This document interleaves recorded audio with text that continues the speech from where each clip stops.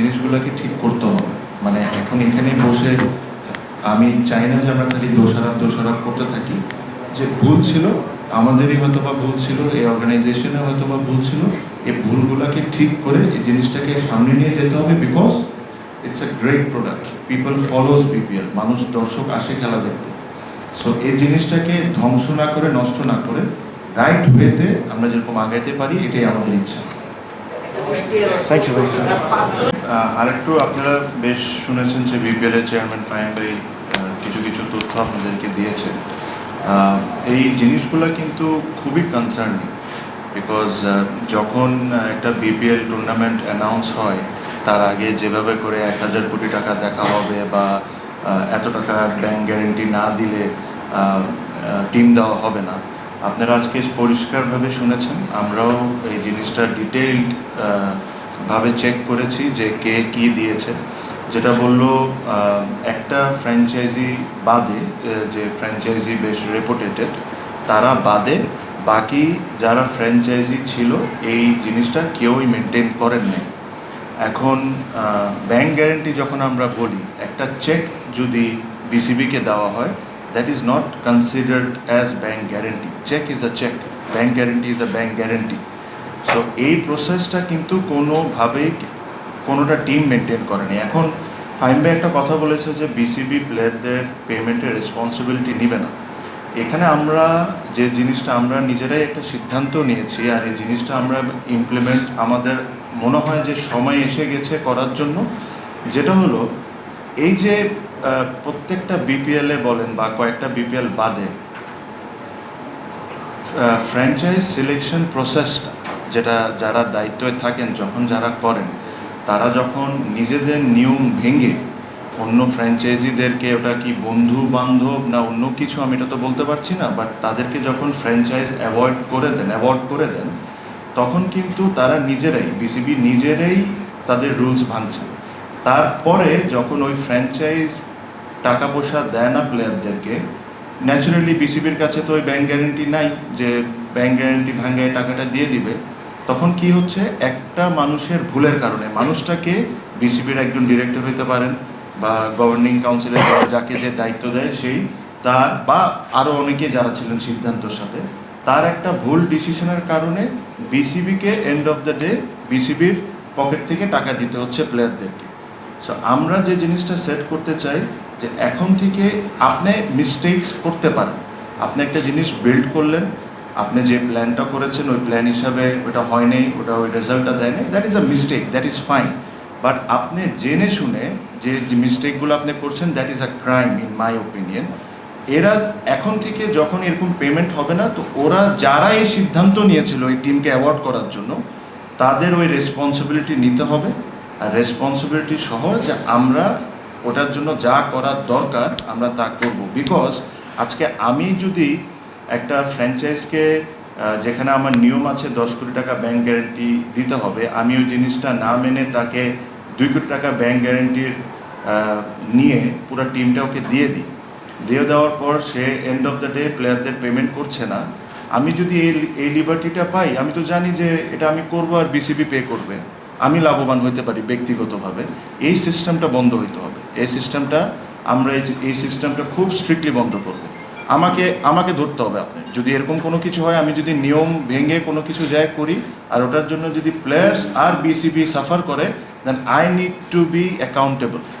এই জিনিসটা শুরু করতে হবে, নাহলে তো এটা তো ফ্রি মানি, আপনি আসবেন যাকে ইচ্ছা দিবেন, ও টাকা দেখ না দেখ বিসিবি তো পে করে দিচ্ছে। এই সিস্টেমটা আমাদের আনতে হবে।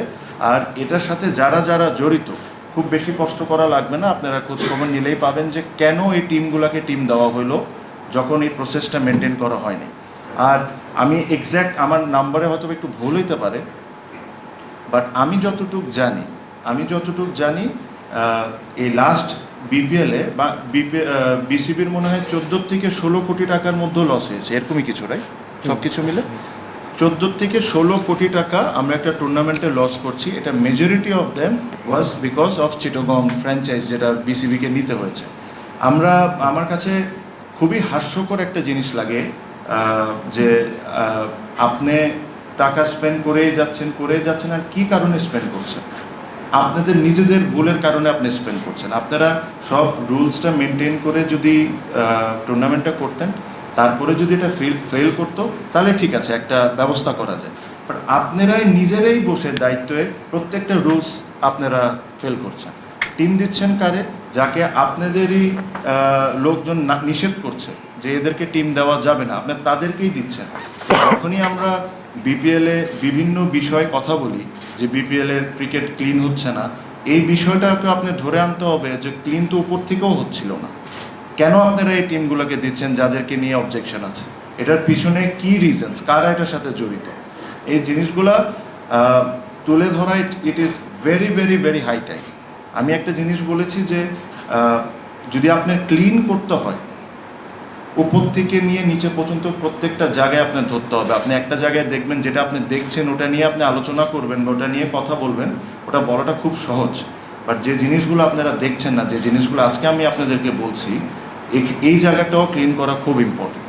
বিকজ ক্রিকেট কিন্তু ক্রিকেট বিসিবি সব দিক থেকে এই জায়গার থেকে ক্ষতিগ্রস্ত হচ্ছে। আপনি একটা টুর্নামেন্ট করছেন, বুঝলাম টুর্নামেন্টটা হবে, একটা টুর্নামেন্ট একটা সময় লাভ করতো, প্রফিট হইতো। আজকে ওই টুর্নামেন্টের 10 থেকে 15, 16, 14 হোয়াট এভার এক্স্যাক্ট অ্যামাউন্ট আমি বলতে পারছি না, বাট এরকমই কিছু একটা হবে 14-16 কোটি টাকার মধ্যে এটা লস করছে। বাট এইভাবে করে আর কয়দিন, এভাবে করে কয়দিন? We have much better things to do.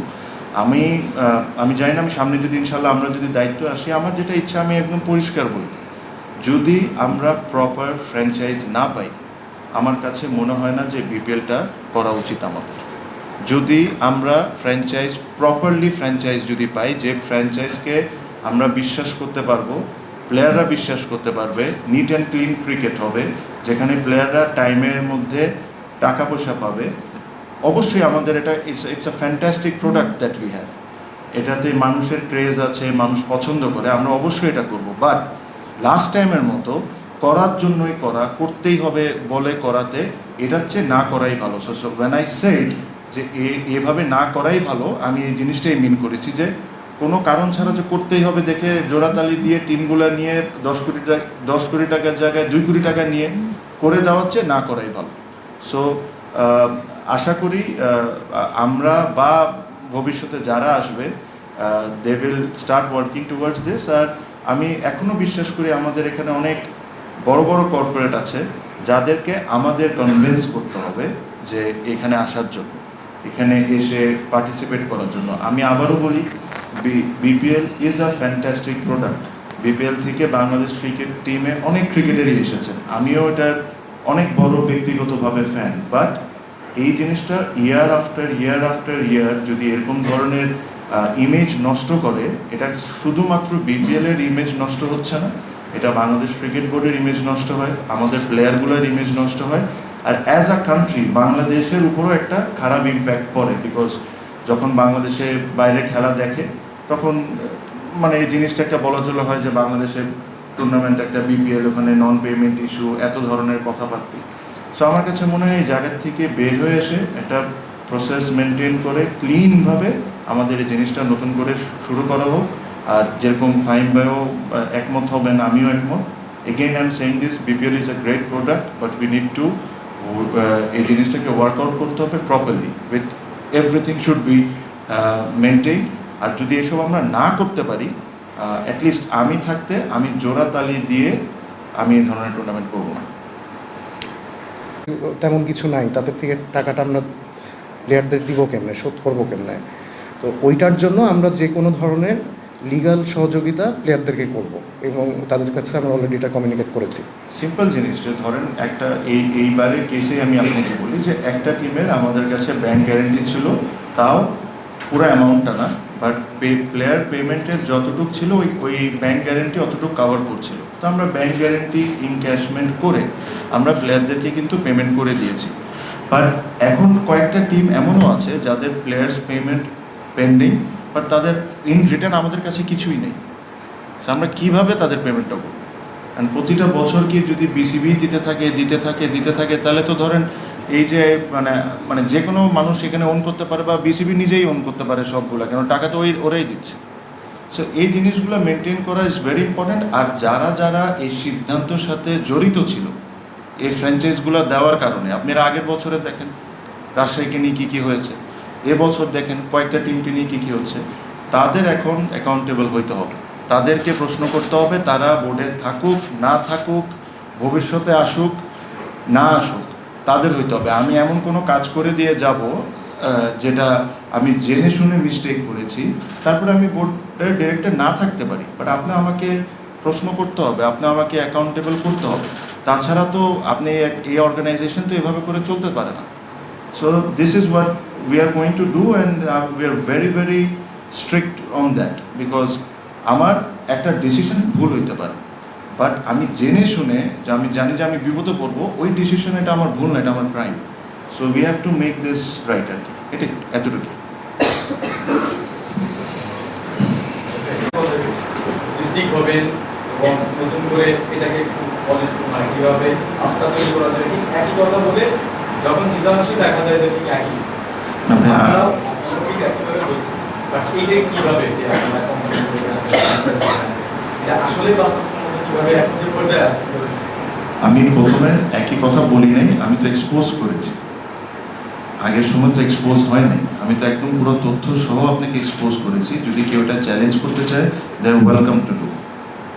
So এটা আপনার কথাটা ভুল যে আমি একই কথা বলেছি না, আমি এটা বলেছি যে আমরা জোড়া তালি দিয়ে বিপিএল করবো না, এটাও আগে কেউ বলে নাই। আমি বলেছি আমি আমি আমি বলেছি যদি দরকার হয় বিপিএলই করবো না, এটাও বলেছি। আমি বলেছি যে আমাদেরকে বড় বড় কর্পোরেটদের কাছে যেতে হবে, আমাদেরকে কনভিন্স করতে হবে। ওটা ভবিষ্যতে যদি আমি আসি বা অন্য কেউ আসুক, আমরা এটা চেষ্টা করব।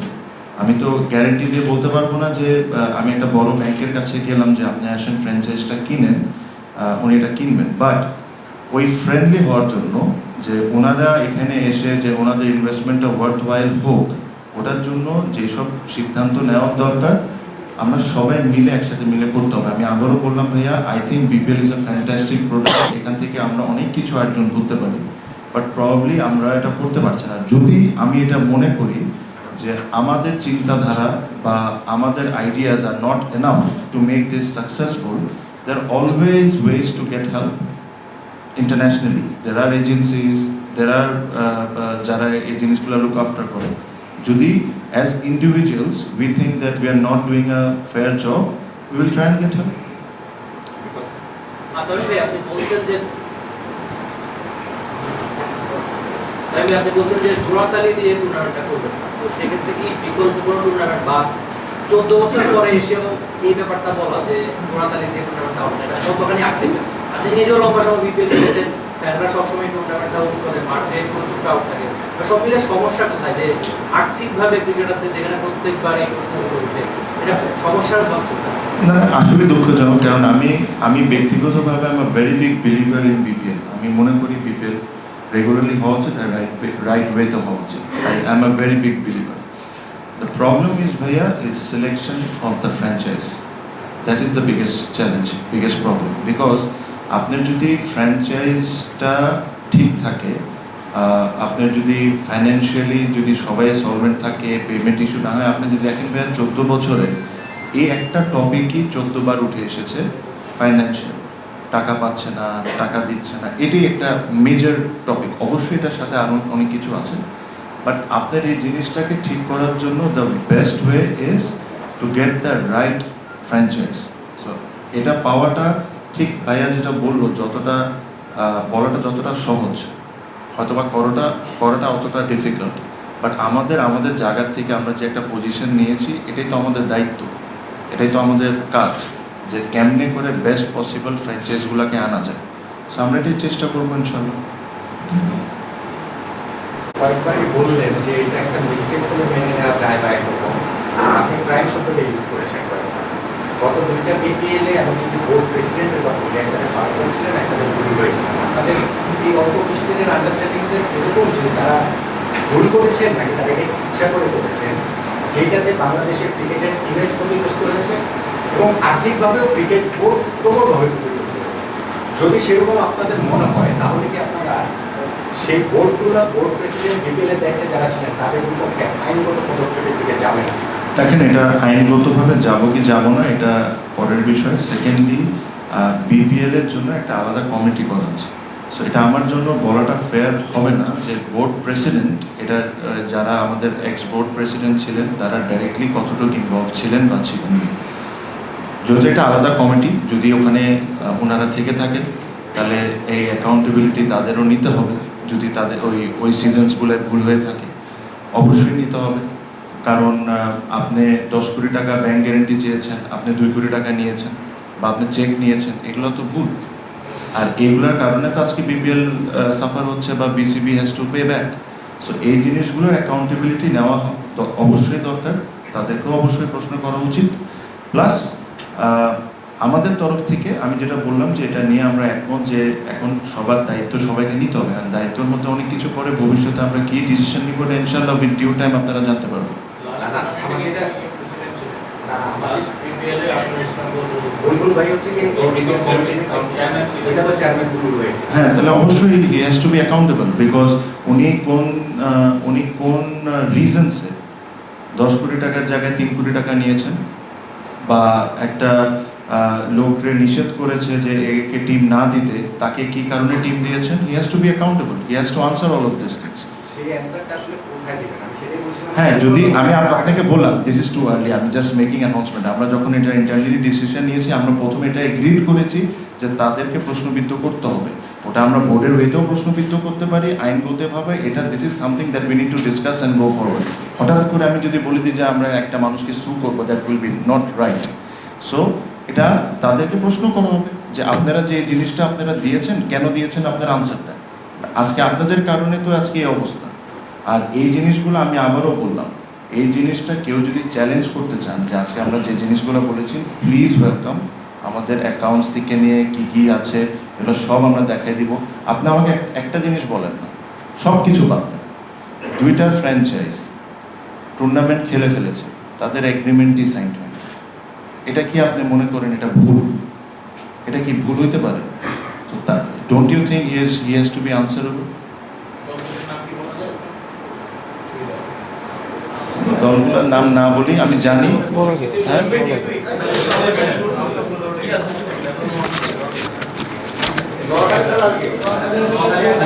নোয়াখালী আর সিলেট। আজকের যে প্রেস মিটটা আপনারা বলেছেন যে আপনারা খাবারের কোনো কিছু করবেন না, যে কারণে এটা ধরে ওয়েটিং ফরটা ছিল কিনা বা তারা এটা নিয়ে কতটুকু অগ্রসর হয়েছে যদি একটু ক্লিয়ার করেন। আমি ছিলাম না ওই সময়, আর এটা যতটুকু আমি অল্প ইনফরমেশনই জানি যে ওনাদের সাথে কোনো এগ্রিমেন্ট করা হয় নাই। সো আমি অ্যাকচুয়ালি ডিটেলসও জানি না যে কি অফার করেছিল না ছিল, বিকজ আমি ওই সময় ছিলাম না ওই সময়। বাট এখন এই মুহূর্তে এটা তো ধরেন দিস ইজ সামথিং দ্যাট যখন আমরা এই সমস্যাগুলো সমাধান করব and then we look forward for the next season of BPL, এই জিনিসগুলো তখন উঠে আসবে। অবশ্যই দেখব যে what they offered and what gains we were getting if we have signed that contract, তাহলে ওটা একটা আলোচনা আমরা করতে পারি। বাট অ্যাট দ্য মোমেন্ট ভাইয়া, যে আপনাকে যে ইস্যুসগুলো বললাম, যে ইস্যুসগুলোকে রেকটিফাই করা অ্যান্ড অ্যাকাউন্টেবিলিটিতে আনা ইন্ডিভিজুয়ালসদেরকে, ইট ইজ হাইলি ইম্পর্টেন্ট।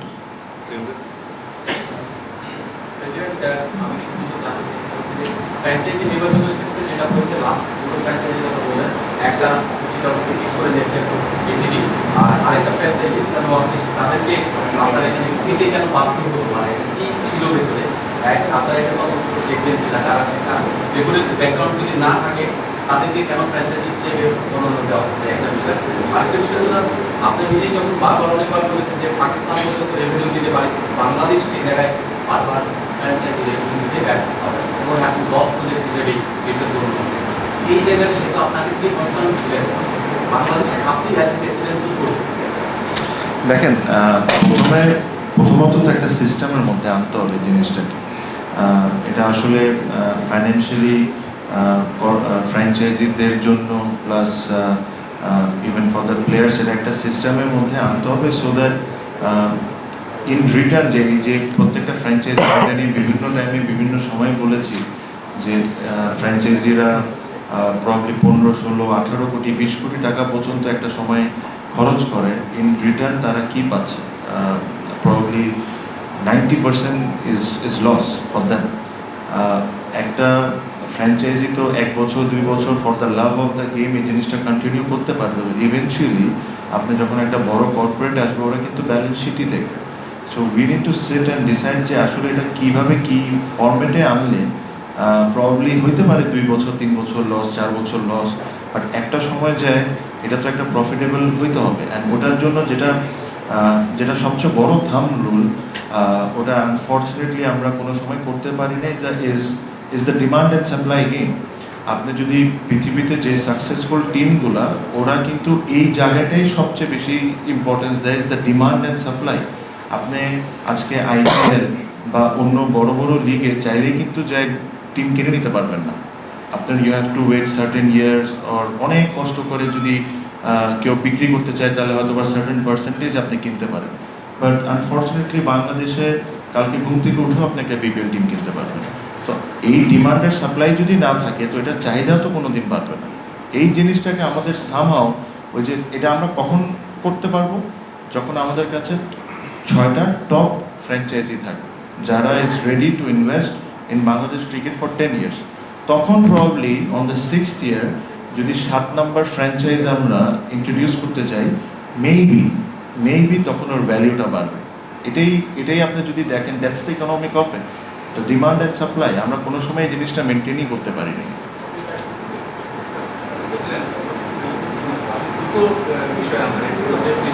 না ছিল ভাবে মনে করি না, আমি বলেছি যে অ্যাকাউন্টেবল নিতে হবে।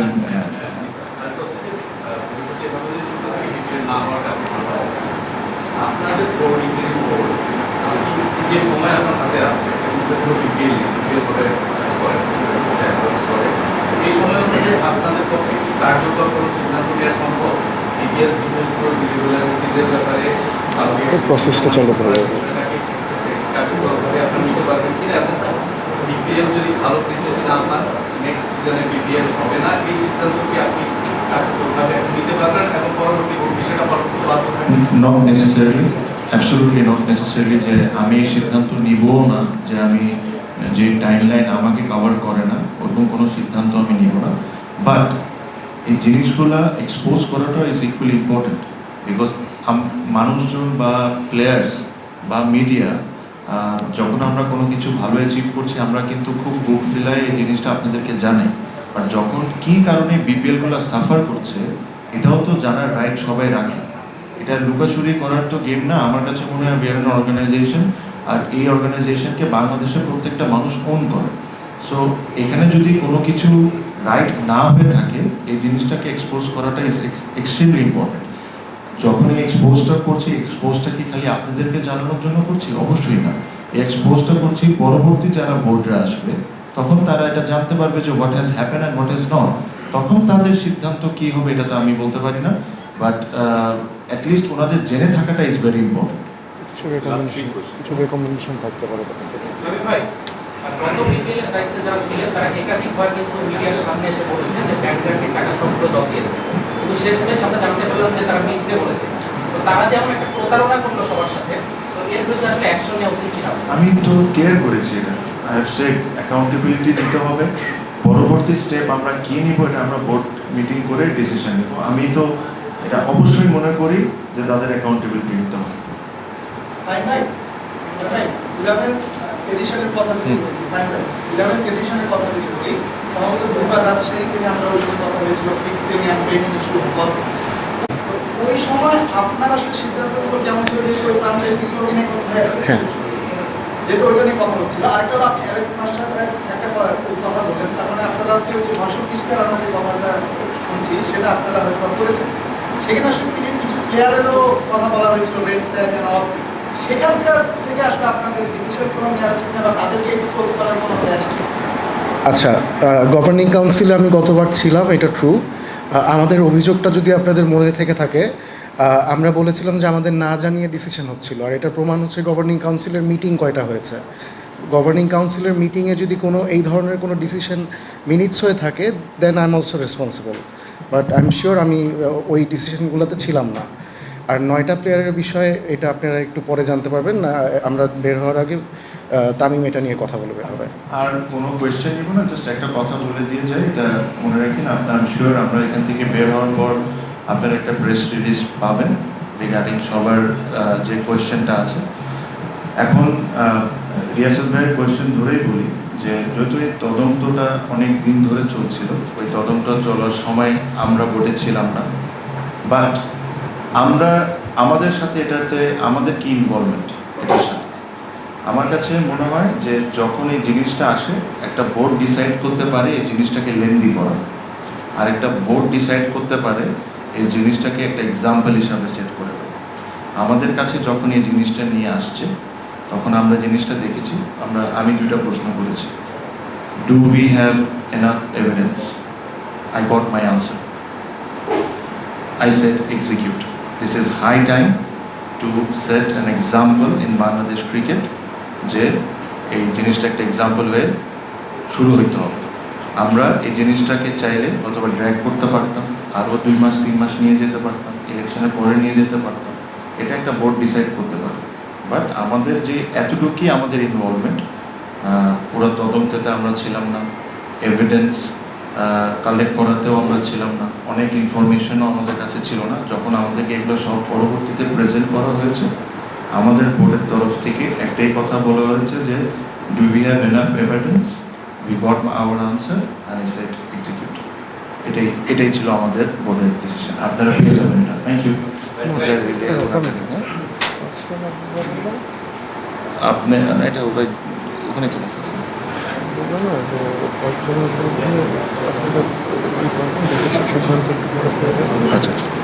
আচ্ছা, আরেকটা জিনিস হলো যে এখানে 5টি ইন্ডিভিজুয়ালের ব্যাপারে আপনারা সিদ্ধান্ত জানতে পারবেন কিছুক্ষণের মধ্যে।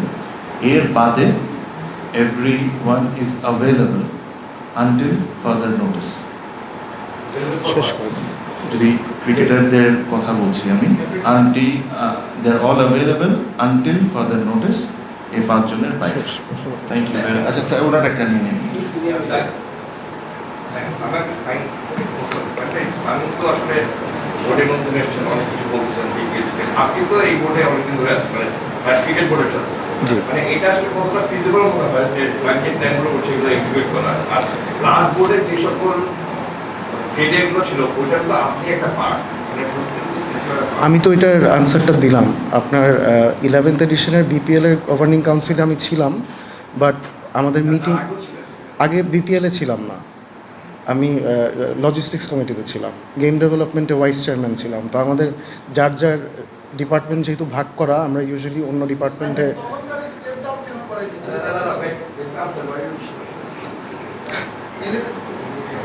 আমরা উইথড্র করলাম। এটা কি এনাফ না? কোনটা? এইটা আমাদের তো ট্রাই করতে হবে, শুরু করতে হবে, আর নাহলে তো আমরা বলতে পারবো না এটা আদৌ সম্ভব কি সম্ভব না। অবশ্যই মানে প্রপার ওয়েতে চেষ্টা করলে আমিও এটাকে ইম্পসিবল মনে করি না।